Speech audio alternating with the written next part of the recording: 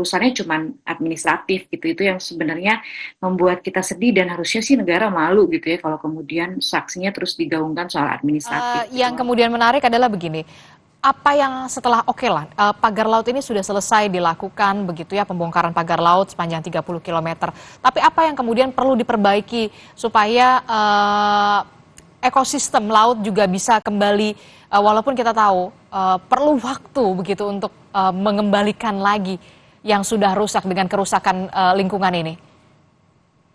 Iya, memang sayangnya kalau kemudian perairan atau pesisir sudah rusak gitu ya, itu butuh waktu bahkan puluhan tahun untuk mengembalikan agar pulih lagi gitu ya.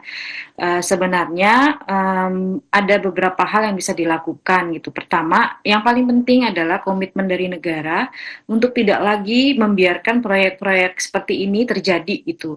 Dan orientasinya harus digeser, harus menitik beratkan nelayan dan perempuan nelayan ini sebagai jantungnya mereka gitu. Itu penting karena kita untuk menghindari proyek-proyek ekstraktif ini masuk gitu. Yang kedua memang kalau memang dibutuhkan ada penanaman, aku nggak tahu ekosistem pesisir di sana seperti apa gitu. Kawan-kawan nelayan pasti yang lebih tahu gitu.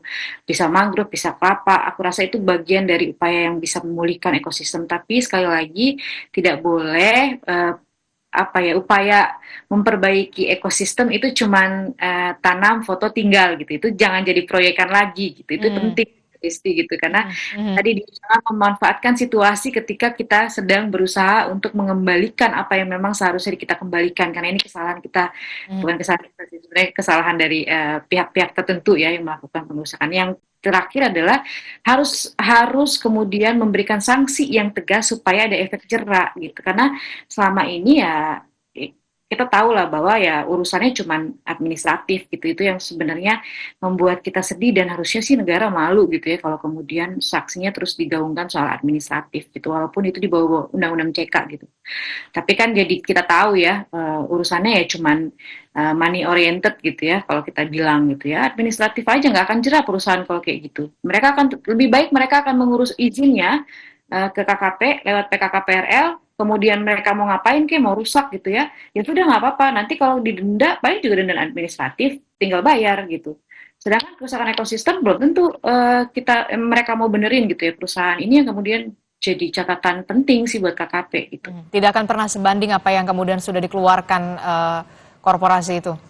Nah, kan KKP tidak akan pernah mampu mengembalikan kerugian puluhan miliar mungkin yang sudah dialami oleh kawan-kawan di Tangerang. Oke, baik. Saya gagal soal itu.